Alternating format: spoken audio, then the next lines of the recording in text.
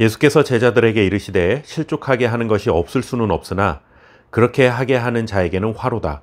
그가 이 작은 자 중에 하나를 실족하게 할진대 차라리 연자 맷돌이 그 목에 매여 바다에 던져지는 것이 나으니라.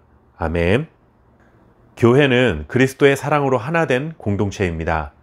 주님의 십자가를 통해 서로 다른 사람들이 모여 한 몸을 이루게 하신 것, 그것이 바로 교회 공동체입니다. 주님의 사랑으로 하나가 되게 하셨으니 성도들은 주님의 뜻을 받들어 사랑과 섬김으로 공동체의 하나됨을 지켜가야 할 거룩한 책임감을 가져야 합니다.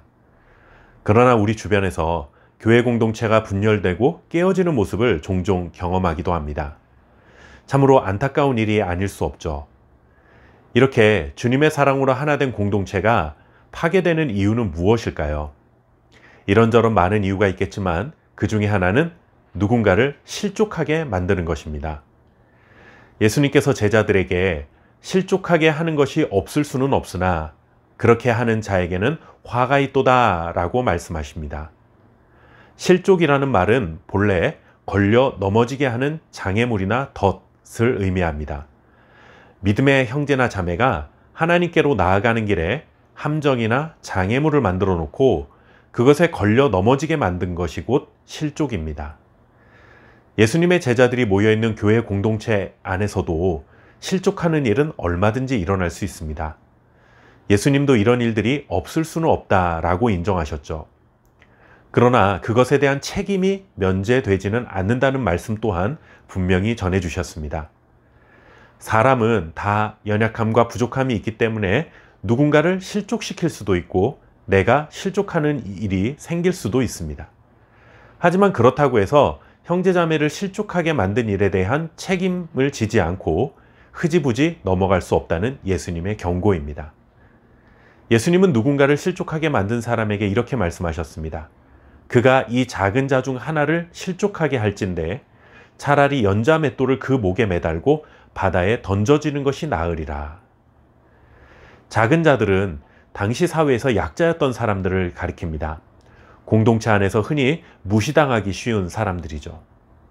예수님은 작은 자를 실족시키는 것은 결코 작은 잘못이 아니라 하나님의 심판을 받을 만한 중대한 죄라는 것을 말씀하셨습니다.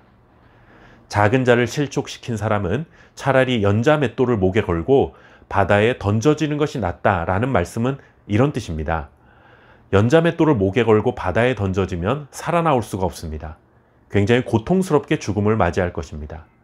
그런데 한 사람을 실족하게 만든 사람은 하나님으로부터 심판을 받게 되어 이보다 더 큰 고통을 받게 될 것이기 때문에 차라리 연자 맷돌을 목에 걸고 바다에 던져져서 자기 죗값을 치르는 편이 더 낫다라는 뜻입니다.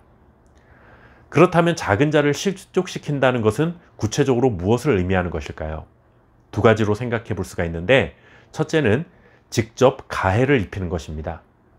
그 사람에게 상처를 입힐 수 있는 말이나 행동을 하는 것입니다. 하지만 이렇게 직접적인 가해만 있는 것이 아니라 또 하나 실족하게 만드는 것이 있습니다.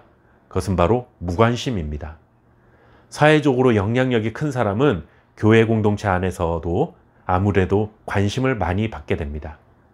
하지만 사회적 지위가 낮은 약자들에게는 무관심한 경우가 많이 있죠.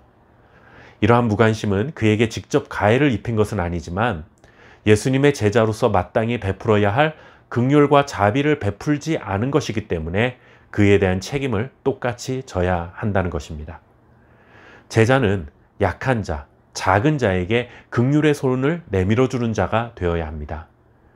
작은 일에도 상처를 쉽게 받을 수 있는 연약한 자, 다른 사람들로부터 소외당하기 쉬운 낮은 자, 이런 자들에게 그리스도의 마음을 품고 긍휼과 자비를 베풀지 않는다면 그들이 공동체 안에서 실족하게 되는 일은 반복되고 말 것입니다. 약하고 낮은 자에게 주님의 사랑으로 다가서서 섬길 수 있는 저와 여러분 될 수 있기를 바랍니다. 감사합니다.